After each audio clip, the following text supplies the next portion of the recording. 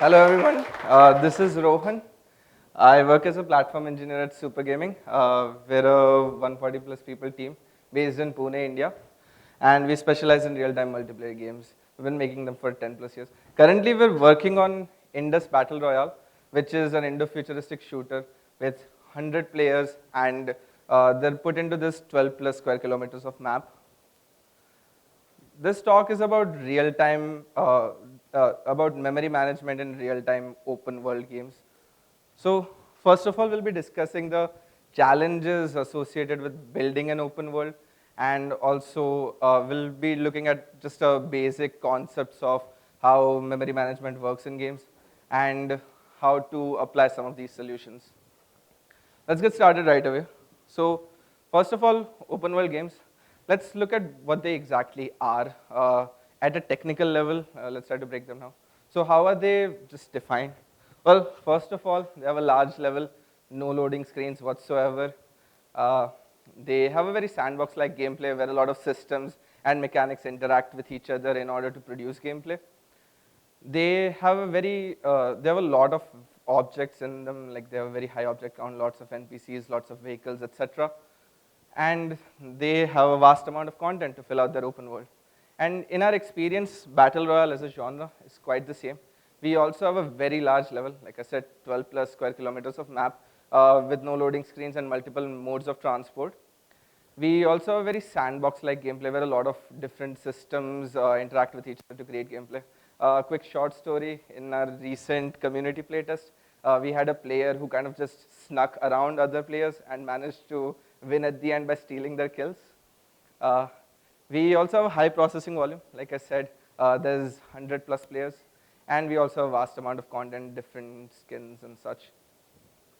But this problem gets more complex as you add multiplayer to the mix.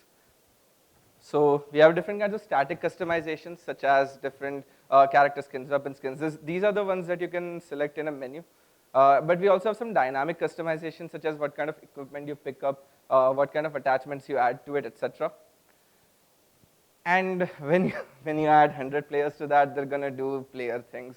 This is going to put in all the shenanigans that they can. Uh, Speaking of the content, the things that the players can do in the game, we have so many weapons, so many characters. Over the course of production, we have produced so many maps, and a lot more things such as loot, animations. There's just so much. But all of this content actually, they run on assets, assets that are produced by different content authors for us. These could be in the form of meshes, which is just the basic definition of what an object is like, just the shape of it, nothing else. Texture, when you add textures to a mesh, it has some color data about what color it should look. And materials finally add the lighting capabilities to them. How exactly do they react to light? What kind of shadows do they have? What kind of reflectivity do they have, etc. And finally, we have audio clips. Audio clips are basically the audio content. That's the only thing you can use to produce audio content. And we have different kinds of animations to which, over the course of time, create this drama in the game. And all of these assets run on hardware. They will always run on hardware. Our focus this time is how they react with RAM. So for example, meshes, they scale linearly with vertex count. That the more vertices you have, the more memory it will use. Similar textures, they scale squarely with the resolution. The more resolution you have, the more space they'll take on RAM, and so on. For us, the hardware that we're targeting is we want to support any mobile that has come after 2020, costs 10,000 or more INR, and has 2 plus gigabytes of RAM. And our benchmarks for this kind of hardware is that we want to be able to run at the very least 30 FPS and support up to 300 milliseconds of ping. Usually games throw you out at 150 milliseconds, but we want to go beyond that just because of the kind of infrastructure we have in India. So with that, let's get right into the meat of it. How exactly do we go about doing this? So here's a concept, garbage collector. This is something you'll deal with regardless what game engine you're using, even if it's Unity because managed language C#, or if it's Unreal which has its own garbage collection, you'll deal with this when it comes to just loading in and out assets. So how exactly does it work? Let's consider that there are a bunch of players who are holding a bunch of weapons. So they one of the players just drops a weapon. So what happens now? This is called garbage. This allocates garbage. This is the object that is referenced in the memory, but isn't actually used by anything. So it's just using memory, but at the same time, it's not actually useful to you. So garbage collector collects this garbage from RAM periodically. Now, let's consider this scenario. A player dies, and it's still somehow referenced across the hierarchy. Its object hierarchy is still referenced. So because of this, now this can't be treated as garbage because it's still referenced. But you're not using it, so this is what we call a memory leak, where unused objects still occupy memory. This made up for majority of the problems we had with regards to memory management. So because this is not marked as garbage, it can't be collected because garbage collector thinks all the garbage is already collected. So there's no point to it. So how exactly do you try to prevent this? Well, number one, explicit constructors and destructors. Try to go for more specific solutions, less generic ones. Have manual initialization and cleanup. Clear any unused references. If you're not using an object, set the reference to null. This will eventually let the garbage collector know that this object is not referenced anymore. And finally, handles are a viable alternative. I'd like to expand on it, but no time right now. So both Unreal and Unity have different versions of this. You can use something like this. And finally, garbage collection is basically a tool. It's not a magic wand, and it should be used like a tool. You need to be able to give it as much context as you can. Another thing that usually has problem with garbage collector is event systems. So let's look at what event systems are. Basically, this pattern, it's also called observer pattern. It lets you invert dependencies such as gun or gun VFX. You want your VFX code to be dependent on gun code, not the other way around. And so you use event systems to do something like that, where the gun would broadcast an event such as, oh, it was shot, and the VFX event, VFX manager will listen to it, and such. However, this kind of dependency management can very easily get out of control. As you can see, there's so much. There could be analytics, achievements, leaderboards, sound effects, etc. And because there are so many more references, the possibility of forgotten references goes even higher. And what this means is you might end up having a memory leak again, and you might not even know about it. And these bugs are very hard to trace, just because you can even see it in the image, because there's so much of this web of references that you can't do much about it. So how would you solve this? How would you solve this event hell? Any takers? Anyone wants to just shout out the solution? Oh, you don't use it. So that's the solution. Don't use event systems. But what can you do instead of it? So the only advantage of this is that you just get to write less code. But if you're losing diagnostics because of this, you're losing performance because of this, you're losing validations because of this, this is not really an advantage, at least to us. So instead, what you can use is versioned global data. So how does this work? Let's consider this specific event, such as a shoot event. It has a position, direction, etc. But more importantly, it also has a version and a global instance of it. So when you raise the event, you modify the other payload, but you also up the version. And then in your VFX system, you can just have the version that you last synchronized with. So on an update loop, on any kind of a polling loop, what you can do is just check if the current version is newer than the synchronized version. If it is, you execute the VFX there and just synchronize it back. So this way, you can have the same advantage of dependency inversion, but without having the complete reference hell. So moving on, here's another problem we usually have with garbage collection. Let's try to look into it. Over the time, a lot of players died, a lot of weapons were dropped, etc. But what happens because of this?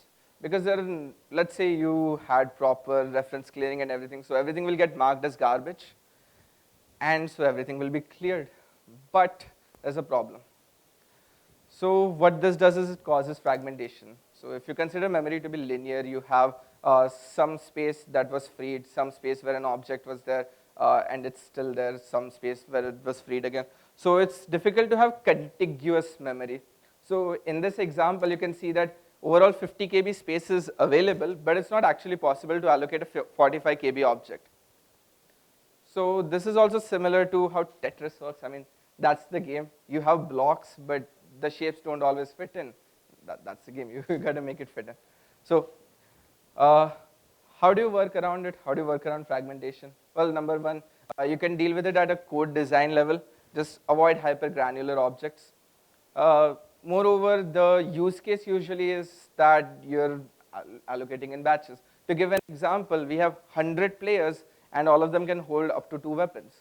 So you have 100 players and 200 weapons. You can just allocate it in batches so that when it gets cleared up, it will get deallocated in a batch. So you'll have overall a longer, overall higher amount of contiguous memory. And finally, application decay is just unavoidable. Over time, your application will perform worse. But what fragmentation will do is it'll just speed it up a lot more. So quick recap, what not to do. That's how all learnings start. Our learnings were the same.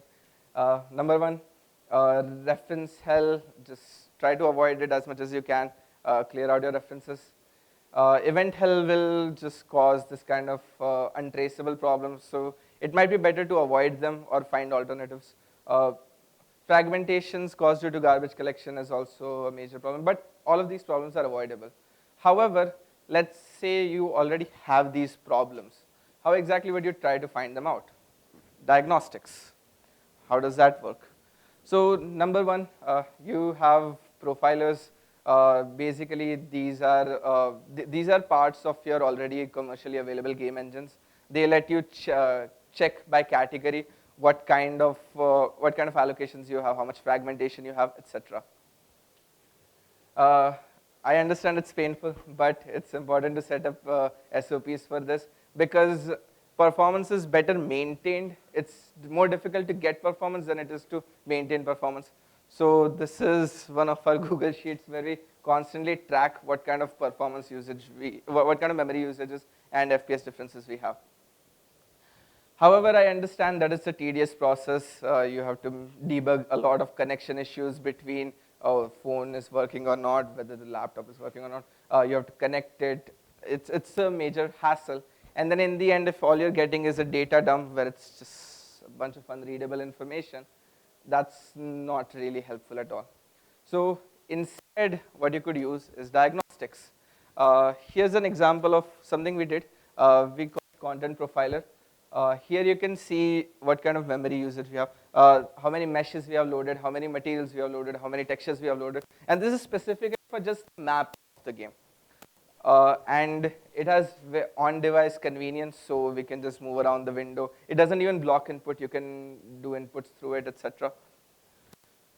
And now that you know how to find out these issues, let's look a bit into how exactly would you go about solving them.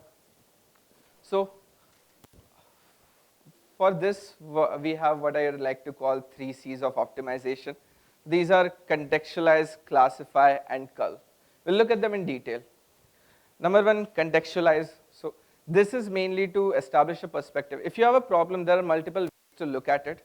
So I'll show one of the ways that we looked at this problem. So in Indus, we have a very clear separation between what input is, what simulation is, and what presentation is. Input is just conveying player's intent, and simulation is the functional logic caused because of it, and presentation is the kind of audio-visual sensory feedback that we give back to the player. Now, once you have contextualized it, it's important to classify. How exactly do you deal with this problem? What's the most efficient tactic? Let's look at the memory usages for all 3 of these for us. So for us, input, if I'm being very optimistic, it's 10 KB or less. Like I doubt it would be 10 KB, it would even be 9 KB. For functional logic, it ranges from 100 KB to 50 MB based on the size of the configuration and such. And for presentation, this takes up the main chunk of the memory usage because this includes textures and audio clips, which again take up most of the memory. It could also include meshes. So any takers about how exactly would you try to address this problem? Which one of these would you target? Yes, presentation. Awesome. So that's the main avenue for optimization. That's what you'll do. So once you've classified what the problem is, you try to cull. This is to cut out the quality to an acceptable enough amount. So how exactly do we do that? So first of all, recognize the less important items. In the case of map, it could be distant or small objects. Then you remove them from memory. This is the actual thing to do. Free all relevant allocation. Then finally, you replace them with fallbacks, which is again optional. You replace higher poly models with low poly models, or high res MIPS with low res MIPS, etc. So, quick recap about what exactly to do. We discussed what not to do. Now let's discuss what to do. Number one, profiling to find issues. Number two, diagnostics to find issues, much easier. And number three, the 3 C's to address the issues. Now that we've seen some of the more primitive problems, let's try to look at what an applied solution is, where these are higher level problems that we faced in developing in this. So one of the major pillars of our game is Indo-futurism. If you'd like to know what that is, please attend our talk tomorrow. Because of this, because of Indo-futurism, we had very intricate models and textures, and we had to pump all of them in just 2 gigabytes of memory. So how exactly do we go about doing it? We're going to talk about mobile. Well, the quality we want is uncompromisable, but the RAM budget that we have is barely anything. It's practically negative. So if we're going to talk about mobile, we need to talk about levels of detail. This is where you try to create low fidelity copies of assets. You do that so that you can improve the processing costs on CPU and GPU. These are several applications, such as it could be MIP maps, it could be decimated low poly meshes. However, this comes at a major con, which is that all copies are simultaneously loaded. It occupies a lot more memory. So what can we do about this? Let's consider this. We just unload the copies that we don't need. So how exactly does it work? Now we have all the advantages of LODs, but we also have controlled memory usage. And I mean, if this solves it, we could just go home, but it's not that simple. As a con, we have massive frame rate stutters when loading assets. So in order to deal with this, let's try to look at a concept of synchronous and asynchronous code. Synchronous programming involves performing operations in a sequence, and asynchronous programming involves just performing operations simultaneously. So maybe we can try to do something there. While the asset loads, we can maybe do something else. So this is what we call async load. Whenever you need a different level of detail, what you do is you start asynchronously loading it and then continue doing other stuff. And then when it does get loaded, you replace the original level of detail with the new one. And finally, you unload the original copy, the original level of detail. And this is something we actually did for Indus. We try to load in different levels of detail asynchronously when required, and we unload the ones that are not required at all. So async loads are basically when you unload the levels of detail that have been unused for a while, and then try to asynchronously load them back when they're required. So at a minor con for relaxed pop-ins, this is where, because an object is asynchronously loading, it might take a while for it to load in, such as when you're going near a building. It might just suddenly get a lot more detail. But these kind of pop-ins are just something we see in games all the time anyway. And these can be configured with a lot better heuristics. At the cost of this, we have all the benefits of LODs, significantly reduced memory usage, and majorly this. No disk IO stutters, no stutters when it loads assets. This worked so well, we also tried to apply it to map.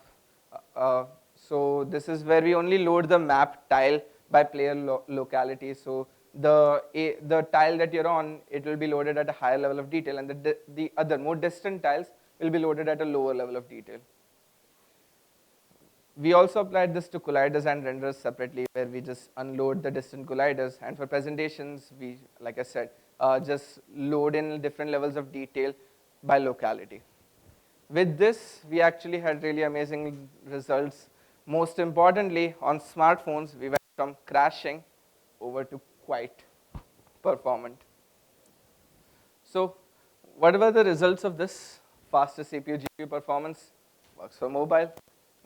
Lowered memory usage, works for mobile. And applicable to practically any feature, basically. This is the same advantage as levels of detail. So takeaways, nearing the end. So what do we learn from all of this? Well, number one, the 3 C's of optimization: contextualize to establish a perspective, classify to identify the most efficient tactic, and cull to cut out to an acceptable amount of quality. As a rule of thumb, if you need performance and quality, try to apply interest management and level of detail functionalities. And stability and performance, maintain it, don't lose it to regain it. Now, if you liked all the solutions that you saw here, there's some more stuff that we'd love to talk to you about that I actually could not pack into this specific talk. So this is something we made. We call it Asynchronous Asset Loader System, or ALSI for short. Yes, that is a spoof on how lazy loading works. And there's a lot of concepts that I actually did want to discuss in this talk, but if you're interested in this, you can reach out to us at our booth. We'd love to talk to you about this and about a lot of other things. Finally, this was Rohan, also known as Indus Mousy. I also work as lead acronym engineer. I came up with ALSI. And massive thanks to Indus platform team for helping put together Indus platform as well as these slides. Thank you so much.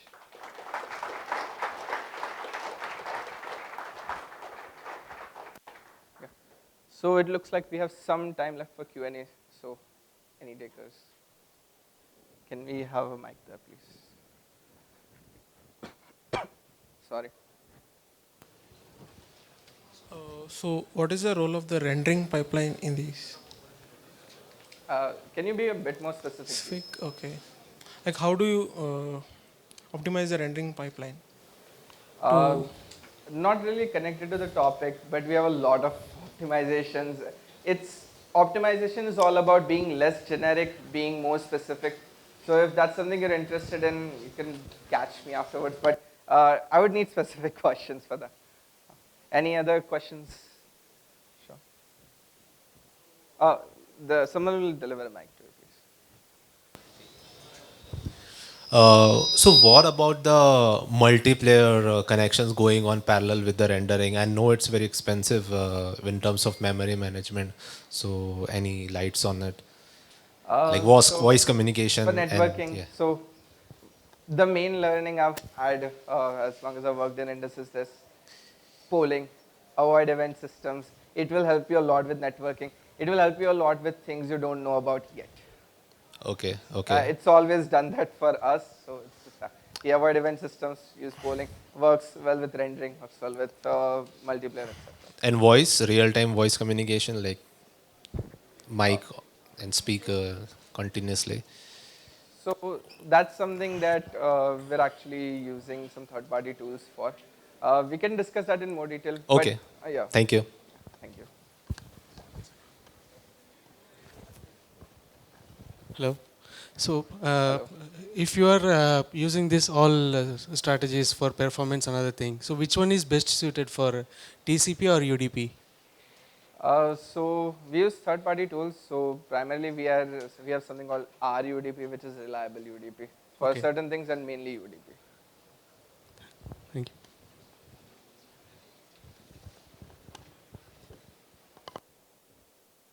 Any questions for the topic itself for memory management? My question is that what about nanites? So since you are using ALSI as you said, so competing with nanites in Unreal, how much more effective is ALSI? So we have a lot more things planned. We're effective enough to run on mobile. If you're interested in checking that out, come to our booth. We have playtests organized already. So you'd be able to check it out, how effective it is.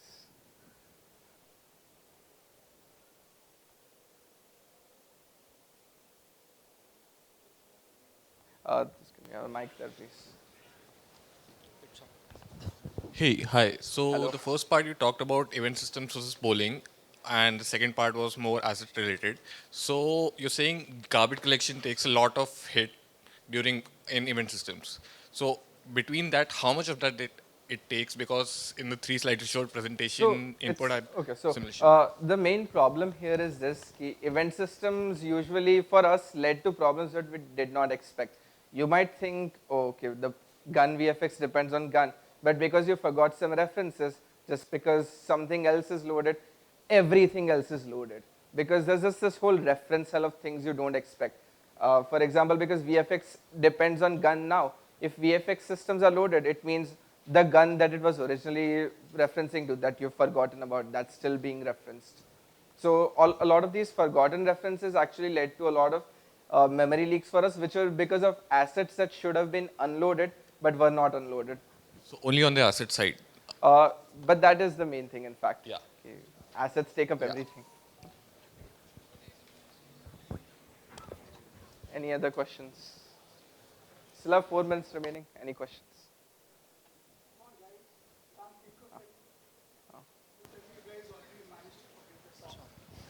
Hey, just to get some more clarity on Sure.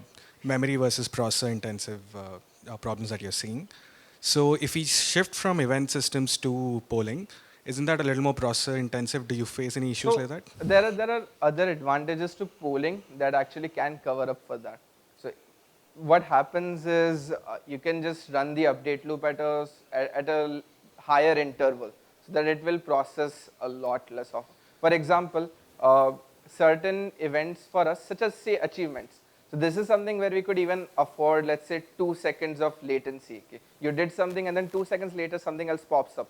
So because you increase the tick interval by quite a lot, this is if you're running at 60 FPS, that's the fraction of 1 frame to 120 frames. That's quite a bit. So it's not as performance intensive as it may seem at first. No, I mean, Plus, because of network rollbacks, resimulations, polling is a lot more compatible with that anyway. for the gun VFX or something, that's supposed to be more instantaneous, right? So did you guys face any issues of that sort of Not latencies? really. So another thing that I wanted to discuss here was pre-warming assets, such as just keeping them loaded in memory so that, oh, I might need them in the future. So something like that. So when the gameplay starts, we can basically just load in some very simple assets that might be used as fallbacks for other places if something is not loaded. And if it's required, we load it in. Then it's just there are a lot more interesting solutions to this than event systems.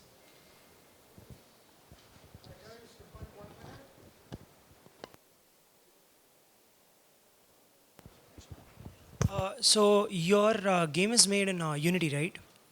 Yes. But my question is a bit more related towards Unreal, but it kind of hits the point of events actually. So there is this entire module that's created over in Unreal Engine called Gameplay Ability System that runs over events, right? Yeah. So what is your take on that? So I've actually had a chance to work on gameplay ability systems. Internally, it's still polling quite a bit. It's just the very high level interface that you get to use as a gameplay programmer is through events. But internally, it does a lot more with just polling. I mean, it's gameplay ability's main advantage is that it's networked. So if it's networked, you can't really do it with events. That it just won't work because of rollbacks and resimulations. So there is internally it's all polling anyway. So that is safe to use, and it's not like it's not like That's not something I can comment on. I'm not aware of that. yeah. Thank you. Can you have the mic in the back, please? So my question is, do you guys use any kind of like custom format for the LODs, or is it just copies? We do have one more interesting thing that we couldn't cover.